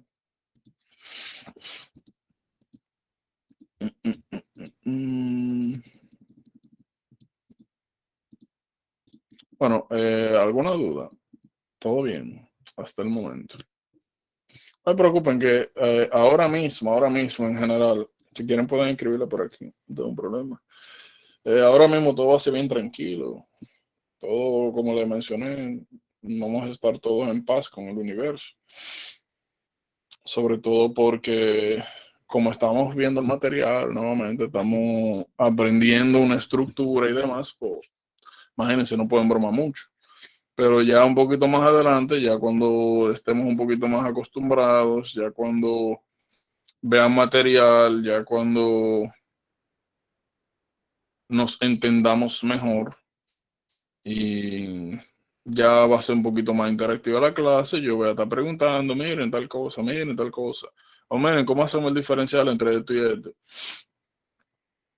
Y como le dije, un poquito más para adelante cuando estemos en inmuno, miren, ¿se acuerdan que vimos esto en bioquímica? Miren esto, o sea, lo que me refiero es que va a ser un poco más interactivo. Ahora mismo yo no agarro me le cago arriba a nadie porque imagínense, ¿para qué?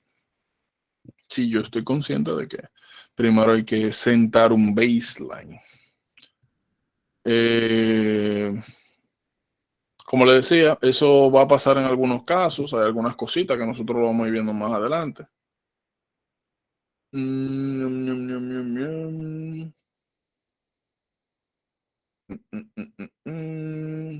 Pues sí, ¿alguna pregunta? ¿Duda? ¿O todo bien al momento? ¿Hay algún proceso de los que hablamos que no hayan entendido? También así, todo el mundo no quiere hablar al principio porque dicen, soy bruto. Todo bien hasta ahora. Bien. ¿Verdad, Malfred? Dímelo, Malfred. Bueno, la pregunta es, ¿cómo yo puedo llegar a activar lo que es lo de de acetilar, metilar, acetilar? O sea, tú hablas de los procesos de abajo, del infinito al inframundo. Bueno, eso nosotros vamos a ver cuando estemos acabando el material. Porque eso ya tiene que ver con regulación génica, que eso sí es un tema maligno. Y requiere que antes de hablar de eso hablemos de muchas cosas. Pero sí lo vamos a ver. Ok. Pero ya eso es avanzado. Pero sí es una buena pregunta. Lo único que cuando veamos muchas cosas, vamos a hablar de eso, de regulación génica. Pero Incluso si yo decido adelantarme, averiguar esa pregunta, ¿de dónde yo puedo buscar esa información?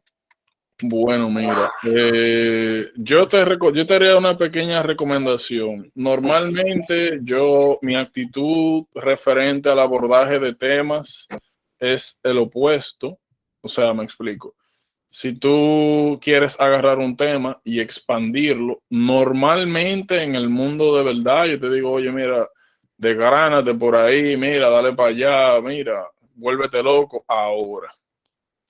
En este proceso específicamente, yo no lo recomiendo mucho, porque regularmente uno desviarse de los temas de base, aunque entre comillas aumenta tu conocimiento, te descuida de las cosas que vienen regularmente. Porque aquí, hablando en serio, ¿verdad?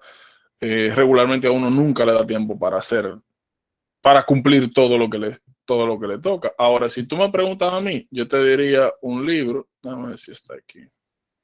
Pero nuevamente no es algo que recomiendo. Se llama Library Genesis. Para dejarlo ahí. Y te lo digo también porque hay algo que yo entiendo. A ver si aparece. Míralo acá. Voy a buscar el año.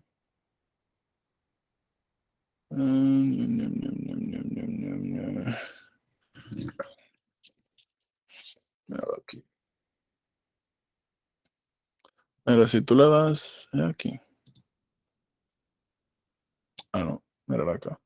Aquí tú agarras cualquier asunto de esto. Bueno, míralo aquí. Le da aquí a Get. No. Míralo ahí. Se va.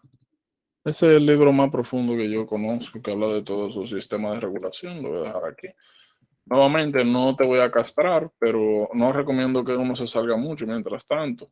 Sobre todo son cosas que vamos a ver más adelante. Una de las cosas que nosotros vamos a acostumbrarnos mucho es a lo de ir en escalada, ver procesos generales básicos, como desarrollar un insight general de qué es lo que pasa, cómo pasa, de qué hacer, qué no hacer, y más o menos por dónde se ve el asunto. Y ya a medida que avancemos en los temas, pues vamos así mismo profundizando y complicándonos un poquito más.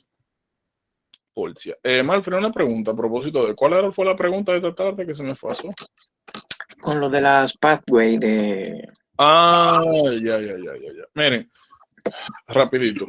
Pathway CFMG. Miren. Ok, y esto.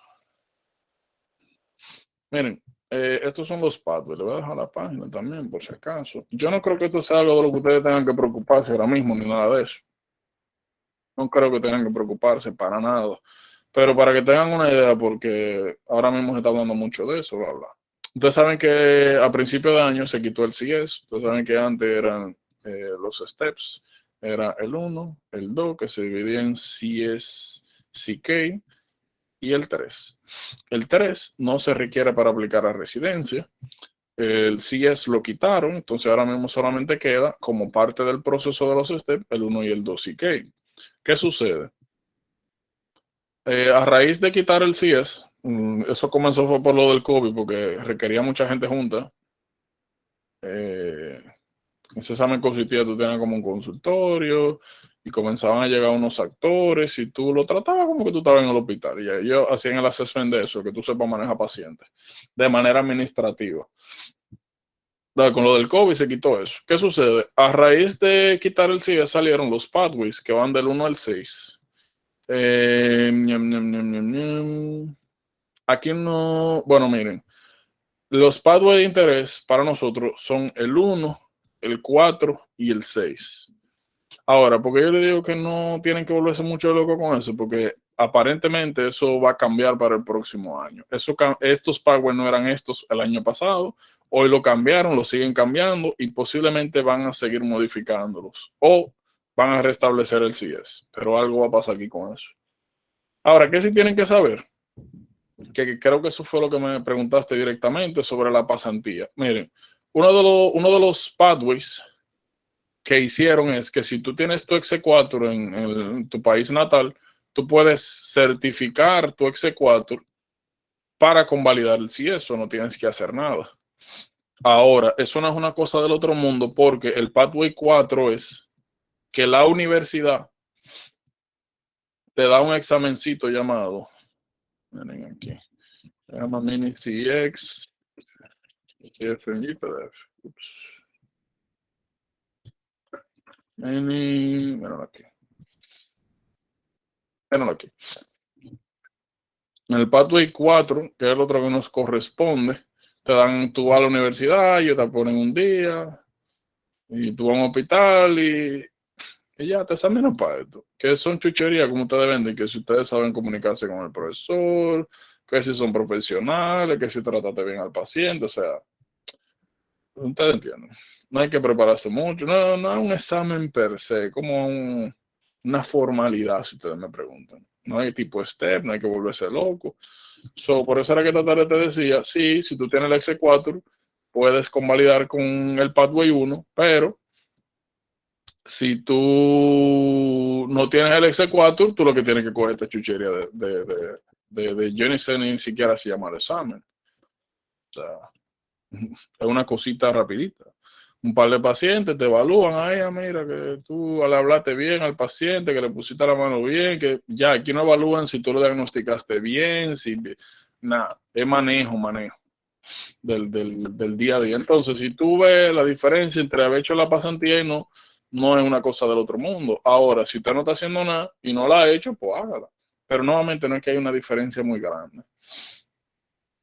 Ya el Pathway 6 es un bag especial, donde si tú no cumples con los requisitos de los otros anteriores, yo creo que son 3 médicos americanos, tienen como que certificar esto mismo, evaluarte con esto, y ya. Pero yo le digo, esto es una sencillez, esto es algo más procedimental, que no debe suponer ni un concern para ustedes, porque de aquí a que ustedes hagan su cosa, probablemente nada de eso va a existir. Y nuevamente no es que si ya no hiciste la pasantía o algo así, te llevo el día 3, no, coge esa porquerita. Creo que un día, 1 o 2 días te ponen para el paciente y ya. No es algo, hay que saber, por eso le estoy dedicando tiempo a esto, porque es algo del proceso actual, para que tengan una idea de qué es lo que está pasando. Pero nuevamente no es una cosa del otro mundo. Creo que el otro que lo subió primero fue Vitico. Dímelo. ¿Qué es lo que pasa? Hello. 9:26. 26. Robert se murió.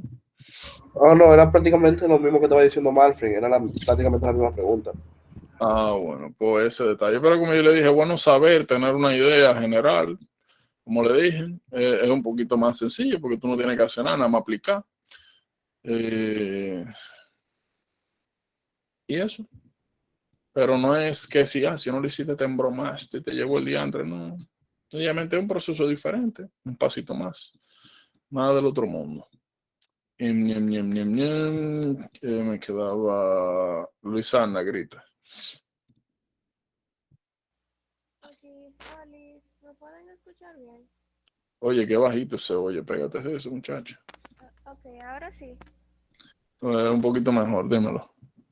Mi pregunta era con respecto a las reacciones de aminización. No sé si es que no son importantes o si solamente como que ahí solamente plasmaron ejemplos de ese tipo de reacciones o si se dará más. De denominación, tú dijiste. Ajá. Bueno, mira, yo le pasé por arriba por lo siguiente. Cuando nosotros entremos a ciclo de la urea, nosotros vamos a hablar bien de ese proceso, mira, pero te puedo dar una introducción. La importancia del ciclo de la urea es el siguiente. Hay diferentes tipos de reacciones que suceden de manera normal en el cuerpo. Una es a través de esa de la ADA, pero la gran mayoría está es relacionada al metabolismo de los aminoácidos. Y son 2 procesos. Está la transaminación y la transdesaminación. Como mencionamos aquí, mira aquí. Aquí nosotros tenemos una, que es la conversión de adenosina a inosina. ¿Qué tienes que saber de este tipo de reacciones? Bueno, que realmente tú o transfieres o transfiriendo quitas un grupo amino. El grupo amino es esto, NH3. El detallito con el grupo amino es que esto es amoníaco. O sea, una sustancia tóxica secundaria del manejo de algunas bases de adenosina, del desdoblamiento de adenosina y de algunos aminoácidos. ¿Qué sucede? El amoníaco, cuando se encuentra en nuestro cuerpecito, regularmente el amoníaco se comporta como una base. Las bases tienen la capacidad de aceptar hidrogeniones libres. Eso es lo que hacen la base. So, el amoníaco, cuando se une un hidrogenión, se convierte en ion amonio. Ups, aquí es 4. Ion amonio. ¿Cuál es el problemita? Que el ion amonio es tóxico, ¿verdad? Es tóxico. Y una, pues, de las maneras en las cuales nosotros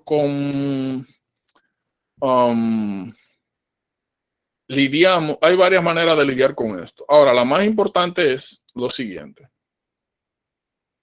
Que tú agarras ese amoníaco que se está liberando por estas reacciones, tú lo pegas a un aminoácido llamado glutamato, se convierte a una sustancia llamada glutamina, que es no tóxica. Tú agarras esa glutamina, la manda para el hígado, y el hígado agarra ese amonio, aquí entra amonio, y lo que es, lo entra al ciclo de la urea, y lo que sale urea. La urea, a diferencia del amonio, aunque está compuesta de dos grupos amino, de dos amonios, no es tóxica y es polar, significando que se elimina fácilmente por orina. En el caso del amoníaco, hay un pequeño problema y es que es no polar. O sea, es como, tiene característica lipídica. Y lo que ustedes saben que se elimina por el riñón es pipí, orina, que es pila de agua. So, sustancias que no se disuelvan en agua son difícilmente eliminadas por riñón. So, esto es tóxico y es difícil de eliminar. So, a través del ciclo de la urea se convierte en urea, que es todo lo contrario, no es tóxico y fácil de eliminar. Eso es lo más importante. ¿Por qué no me vuelvo loco hablando de los diferentes procesos? Porque cuando hablemos de metabolismo de los aminoácidos y hablemos per se del ciclo de la urea, vamos a hablar bien in depth de los problemas con esto y de los ciclos, de los mecanismos de toxicidad y demás.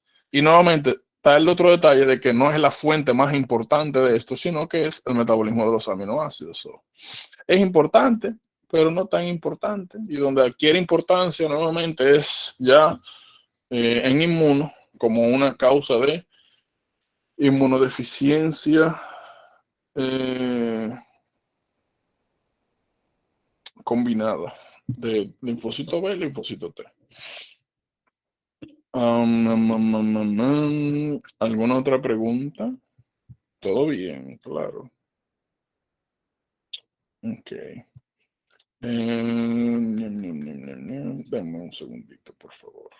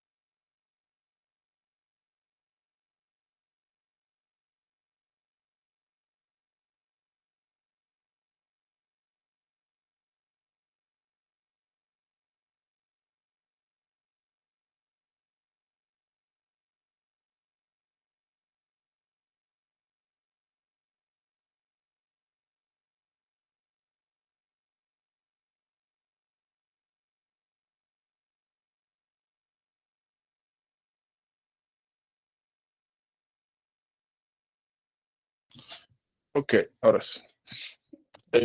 Fue una manita que había por ahí. ¿Alguna otra pregunta? No. Ok, miren. No, Jordán, no era yo, lo que pasó sin querer. Está bien. Y realmente esto es interesante. Miren, mañana nosotros vamos a hablar de esto de replicación. No me gustaría abordarlo ahora sí huyendo, solo que nosotros vamos a hacer es lo siguiente. Ñam, ñam, ñam, ñam, ñam, ñam, ñam, ñam, ñam, ñam, ñam, ñam, ñam. Miren, vamos a hablar del código genético. Miren, el código genético tiene ciertas características. Miren, algo interesante con el código genético y es lo siguiente.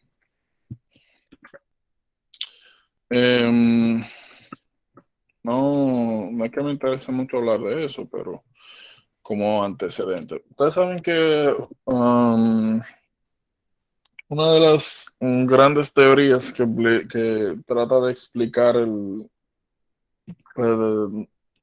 dónde vinieron todos los seres vivos actuales es la teoría evolucionista. Y la teoría evolucionista dice que de un ancestro común salieron por diferentes adaptaciones, mutaciones, y a través del proceso evolutivo salieron todas las diferentes tipos de animales, especies y demás. ¿Qué sucede? Una de las pruebas que fundamentan esto es lo siguiente. El código genético. Nosotros. Usted agarra ahora mismo cualquier ser viviente o cualquier material genético, porque los virus no son considerados seres vivientes per se.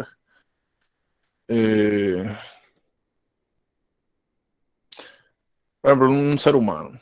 Agarra un ser humano, saca una célula, una celulita. Y nosotros aquí sabemos que está el núcleo que tiene DNA. Si usted agarra y se va por ahí y busca una hormiga, y agarra esa hormiga y le saca una célula, y usted sabe que ahí está el material genético. Si usted sale por ahí y busca un alga, sabe que esa alga, aunque no pertenece a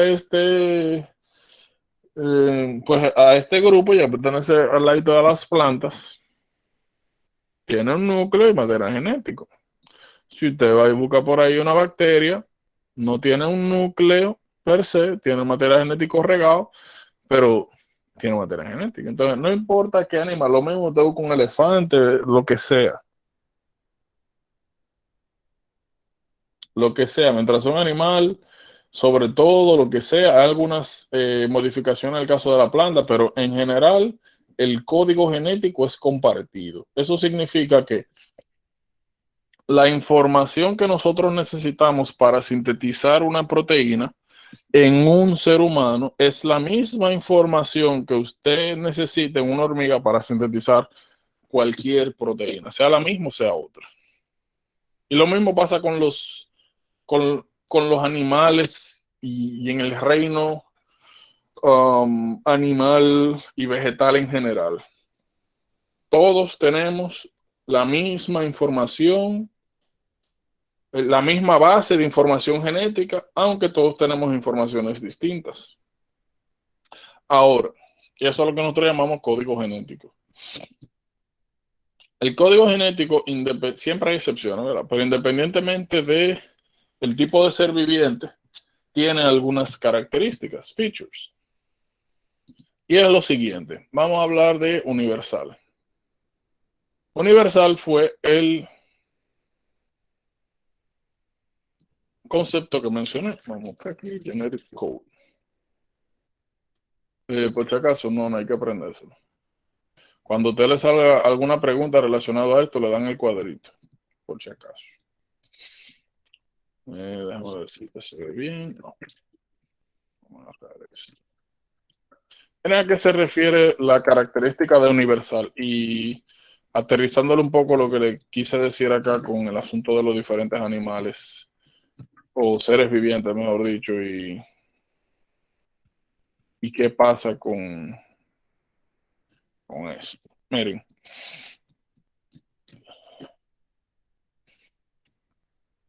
el código genético es esto que está acá. Y pasa lo siguiente. El código genético, cada aminoácido, cada secuencia de aminoácidos está constituida por un codón. O sea, la información genética se agrupa en codones y cada codón te da la información para sintetizar un aminoácido. Ahora, un codón está hecho de 3 bases nitrogenadas. Por ejemplo, vamos a buscar un codón. Vamos a buscar ACC.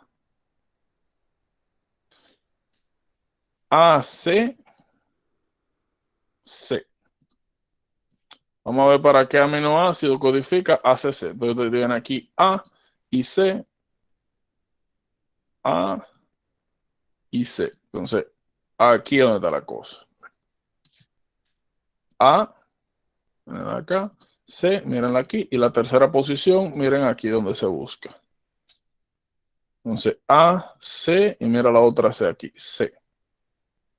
Significa que si usted le pone este codón a cualquier tipo de animal, lo que sea que es un ser viviente, lo que va a salir es treonina. A eso que se refiere con universal. Que esa codificación, ese código, ese triplete de codones, no importa el animal que usted ponga a sintetizar la proteína, va por una treonina, ese aminoácido. Como le dije, este cuadro no hay que aprendérselo per se, sencillamente saber cómo buscar las cosas. Porque sí le ponen a veces a buscar chuchería. Y tienen que saber primera posición, segunda posición, tercera posición. Eso es universal. Miren acá qué pasa. Si tú tienes en la primera posición A y en la segunda posición C, no importa que tú tengas al final en la tercera posición, va a salir el mismo aminoácido.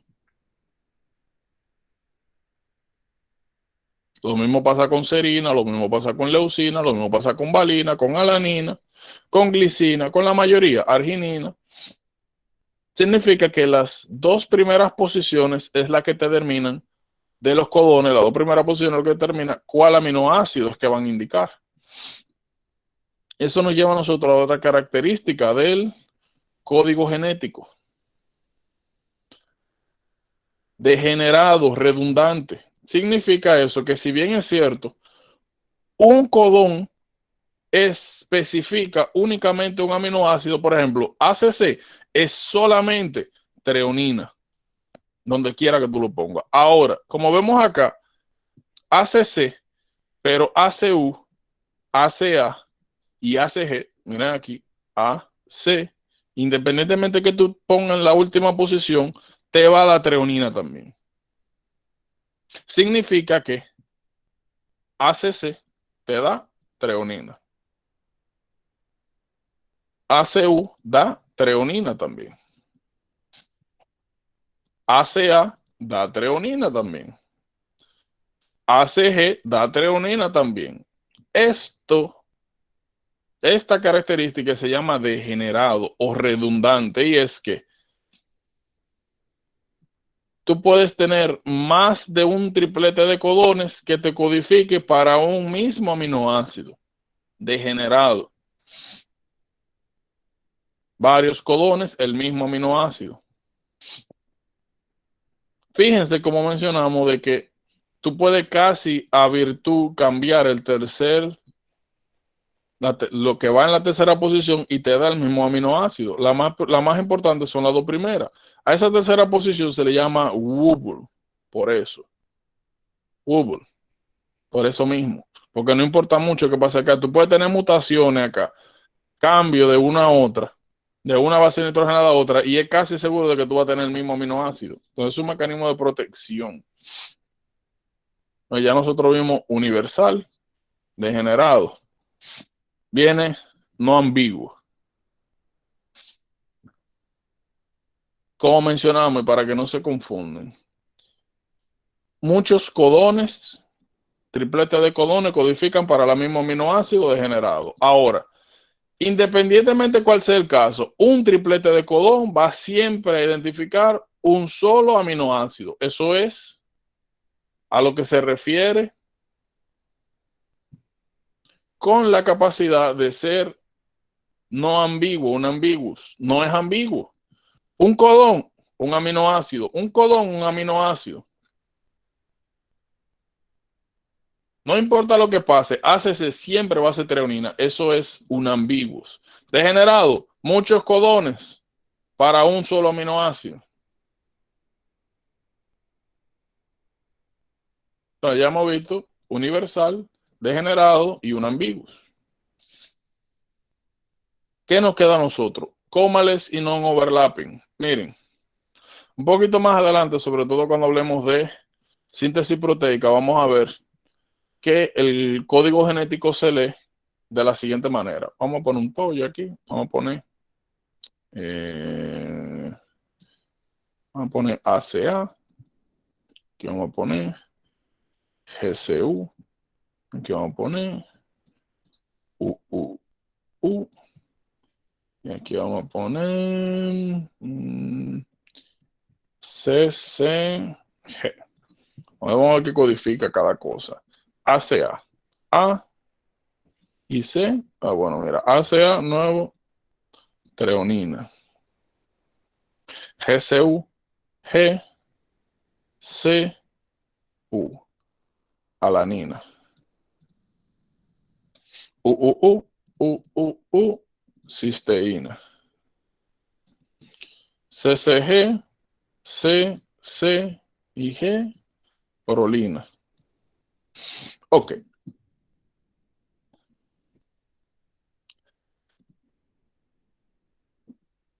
Cómales non-overlapping. Significa que el código genético siempre se lee en tripletes. Normalmente los codones están uno así al lado de otro, uno al lado de otro. ¿Qué sucede? Si ocurre un cambio, cualquier cambio aquí, o si agrego o se quita una base, el código genético se sigue leyendo de manera lineal. Por ejemplo, esto es lo normal. Vamos a imaginarnos que ahora pasa lo siguiente. Vamos a imaginarnos que pasa lo siguiente. Imagínense que aquí, lo voy a poner en rojo, ocurrió una mutación. Y que aquí de la nada se agregó una G. Anteriormente el primer codón era este, el segundo era este, el tercero era este, el cuarto era este. Y esa organización está porque el código genético se lee así sin coma, para adelante. Ahora, miren lo que pasa cuando yo agrego o quito, también pasaría lo mismo, una base nitrogenada. El primer codón es el mismo, ACA. Miren ahora qué pasa con el segundo. El segundo triplete de codones, miren que ya no es GCU, es GGC. El tercer triplete es UUU. Y el último que se puede formar es UCC. Vamos a ver para qué codifica. GCC, G, C y C. Era alanina, curiosamente. Aquí también se quedó alanina. Oh, perdón, es GGC. Hice un tollo. GGC. Es glicina. Porque puse pues GCC. Es, en vez de alanina, ahora es glicina.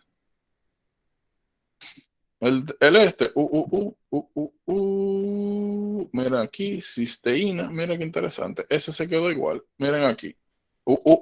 Y ahora, curiosamente, se quedó U. Aquí la cisteína se queda igual. En el último es UCC. C. Serina. Miren lo que pasó. Por yo agregar una base acá, como el código genético se lee sin coma hacia adelante y en triplete, el primer triplete se quedó igual. El segundo triplete cambió de GCU a GGC. Ya ahí, en vez de ponerse alanina, lo que está poniendo es glicina. Curiosamente, el tercer de ambos se quedó igual. Cisteína, cisteína. Y aquí el último, en vez de ser prolina, cambió a serina. Y eso pasa por la manera en la que se ve el código genético, que es cómale, sin coma. No es de que, mira, ACA, coma. Como que están separados, no. Tú cambias uno de una secuencia de lo que sea y de ahí para adelante se cambia todo. Entonces, el código genético, el generic code, tiene la siguiente característica: universal, unambiguous, universal, unambiguous, cómales, universal, unambiguo, cómales, o también le llaman non-overlapping. ¿Cuál era el otro? Olvidó, universal, degenerado, sí. El otro es degenerado. Estas son las características. Es bien importante que sepan cuáles son, en qué consiste cada una, porque suelen preguntarla así directamente. Te ponen un ejemplo, como yo hice, o algo, un tollo de esto, una cosita así. Tú tienes que saber, mira, ¿qué es lo que explica esto? Que nosotros agregamos uno, quitamos uno y cambió todo. Mira, no overlapping. ¿Qué es lo que significa? Que no importa a quién tú le des ACC, salga treonina. Eso es universal. Mira, ¿qué significa? Que si de ACC mira cómo pasó aquí. Aunque fue que se quedó. Pero mira que este codón sufrió una mutación en la tercera posición y ahora en vez de ser hay U. Pero la proteína sigue sintetizándose normal. Eso es el efecto Wobble de la capacidad de ser degenerado. Nuevamente, son conceptos básicos que al principio como que confunden mucho. Pero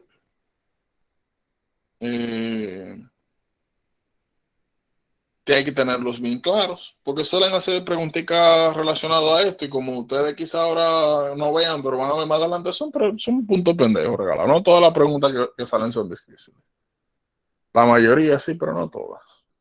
Miren, como siempre, como hemos hablado, hay excepciones. Nosotros vamos a hablar un poquito más adelante de la mitocondria. La mitocondria tienen su material genético aparte del DNA, reglas y cosas diferentes.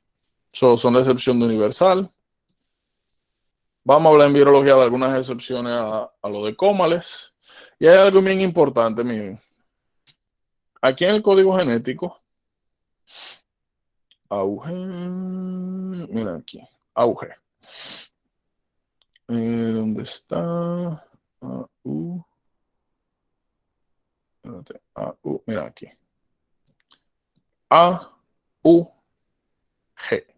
Metionina. Metionina, nosotros lo vamos a ver en síntesis proteica. Metionina es una excepción al degenerado porque todos los otros aminoácidos tienen por lo menos más de un triplete de codones. Metionina siempre es auge.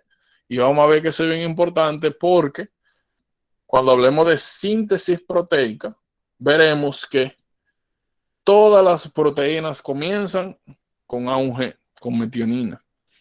Es única. Solamente tiene un codón metionina.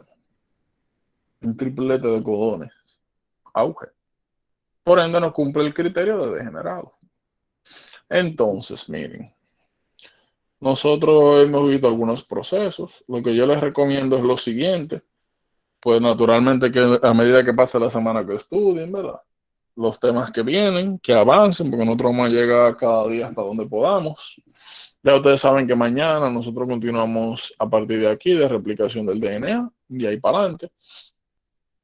Les recomiendo que la revisión la hagan pues con tiempo, que hagan una revisión en el fin de semana de los temas que van en la semana, el día de la clase que revisen el tema y después de las clases, si es posible también que den una revisadita, una leidita porque así usted puede, primero, llega con una buena basecita general, ya sabe por dónde vamos, qué es lo que va a ver, y también a veces cuando uno está aquí en el medio, como que todo tiene sentido, pero cuando uno sienta y se pone a leer, como que hay alguna cosa que uno dice, ven acá, como que yo ahorita como que entendí, pero ahora no.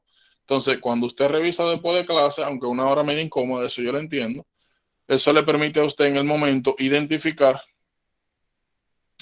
eh, le permite pues identificar si hay algo fuera de lugar, si necesita refuerzo en algo, y pues naturalmente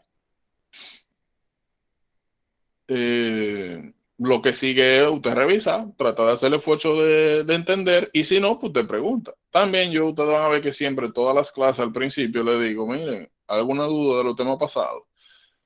Eh, Porque como hemos mencionado, o algo que tenemos que evitar fuertemente es estaquear dudas, estaquear eh, debilidades, porque a largo plazo eso da mucho problema.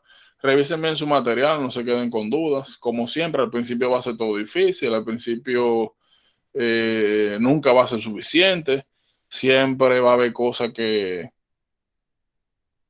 como que no importa lo mucho que usted lo lea y lo que haga, como que no va a entrar, no se preocupe, haga usted su parte, que como les había mencionado, lo bueno que tienen estos temas en general es que nosotros lo vemos a repetición, significando que la gran mayoría lo vamos a ver pues de manera escalada, como mencionamos anteriormente. Regularmente, como le dije, le voy a pasar el link cuando nosotros acabamos. Me llega la grabación, yo la subo al canal, comparto pues el link y ustedes la tienen ahí para cualquier cosa. De igual manera, como le dije, si usted revisa el material, después revisa el video y se queda con cualquier duda, pues hable. Que como les dije, mientras menos dudas usted tenga, mientras menos cosas arrastremos hacia más adelante, que ustedes van a ver que todo se conecta y que es esencial comprender desde lo más básico hasta lo más avanzado, pues vamos a ir muchísimo mejor y vamos a ir aprovechando pues mejor el tiempo y el material. También yo sé que es incómodo, como les dije ahorita, al comienzo todo es difícil, pero traten de esforzarse mucho sin agolpearse, de ponerle mucho empeño, porque mientras más rápido usted como que le agarre el truco, el asunto, el proceso, usted descubra cómo aprende, cuáles son sus debilidades, pues más rápido se desarrolla y mejor aprovechamiento hay de los temas. Quizá de las dificultades más grandes del proceso es que uno nunca siente que avanza, pero es porque ya lo que nosotros vimos hoy, nosotros vamos a ver trazas en otros temas, pero por ejemplo, cuando hablemos de sí, ya nosotros no vamos a mencionar la vía, la vamos a recordar y lo voy a decir, miren, ¿se acuerdan? Y voy, se la busco. Pero ya lo que vamos a ver ahí es la patología, cuáles son sus características, qué tienen, qué no tienen, cómo tratar. Vamos a ver aplicación del fundamento que vimos ahora. Y esa es la naturaleza del proceso. De todos los días vamos a estar viendo procesos diferentes. Y es difícil, uno, como le dije, como ver progreso hasta que ha revisado todo, porque vamos saltando todos los días hablando de cosas nuevas. Y como siempre, la meta de nosotros es que si hoy finalizó el día y usted entiende algo mejor de lo que usted previamente comprendía, se siente mejor ubicado, ya sabe cómo por dónde entrarle, cómo le puede salir, pues sencillamente es un paso hacia adelante. Y aquí, como es un proceso tan tedioso, largo, como es un proceso tan complejo dentro de todo lo que hay que revisar, pues con pequeños pasos que uno llega, sencillo como eso. Y más que ahora estamos pues fundamentando, haciendo las bases generales para todo. Siempre que ese criterio se cumpla, vamos bien. Si no, pues eso. Otra cosa, al principio nuevamente, es un poquito tedioso por el tema de que Estamos comenzando, todo va a ser nuevo, todo va a ser difícil, todo va a ser raro. Pero como siempre, todas las dudas que ustedes tengan, vayan hablándola, diciéndola, comunicándola. No asuma que eso se va a ir solito de la nada, aunque lo vayamos a ver más adelante. También, como este proceso es de ustedes, cualquier cambio general que usted crea que podamos hacer, que vaya a tener en su perspectiva un efecto positivo en su proceso de aprendizaje, algo que usted quiera quitar, poner o lo que sea, grite, que lo más importante es el aprovechamiento de ustedes para con esto. Y si eso requiere que hagamos algunos cambios en general, pues bienvenido. Lo peor que puede pasar es que hagamos un tollo o que tratemos de buscar una mejor manera y nos equivoquemos. Pero yo les aseguro de que en el camino algún provecho le sacamos, ya sea para mejorar el proceso previo o para sencillamente saber que por ahí no, y aprovechar más el proceso más adelante. Como les mencioné también ahorita, por la misma naturaleza del proceso, de que aquí no se pueden estar cometiendo muchos errores, yo soy conservador con algunas cosas y trato de irme por el camino seguro, pero nuevamente, si usted siente que hay algo que se pudiese estar haciendo para mejorar su proceso, pues eso. Las primeras semanas también, como les he comentado, va a ser un poquito, vamos a decir, solitario para mí, porque como no tenemos una base todavía, es un poquito, y no tenemos material de que para comenzar a hacer diferenciales y relacionar cosas, pues, y para que no se sientan más presionados a la cuenta, sin necesidad, porque no es momento de eso. Pues esta es la mecánica general que vamos a tener. Ahora, como le dije, ya más adelante, cuando veamos más material, cuando hayamos visto otras patologías, cuando tengamos base para otras cosas, pues ya la dinámica va a ser un poco más activa y participativa. Ya cuando entremos a inmuno por ahí, ya vamos a tener una que otra sesioncita de preguntitas y de refuerzo, como le dije. Yo también un día eso ahí que te aburrió, ¿sabes? Comenzó a preguntarle, miren, el código genético, ¿qué es eso? Repasamos, reforzamos, identificamos cualquier cosa. Así que, como les dije, cualquier sugerencia, cualquier cosa en general, el grupo está ahí, o usted me escribe, lo que sea, pero lo importante es que tengamos comunicación fluida para que el proceso se adecue a ustedes lo más posible. Como les dije, cuando esto pues se pase, yo lo subo, les estaré facilitando el link por el grupo. Y en ese link que lo voy a pasar es donde siempre van a ir, donde todos los días voy a ir subiendo los videos de la clase que tengamos, por si acaso hay que repasar cualquier cosita y lo que sea. Y pues nada, espero que haya sido de provecho. Recuerden revisar el material, estudiar para mañana, naturalmente, no descuidarse. Y nada de eso, cualquier cosa, pues a sus órdenes, que descansen. Muchas gracias, buenas noches. Gracias. Hasta mañana.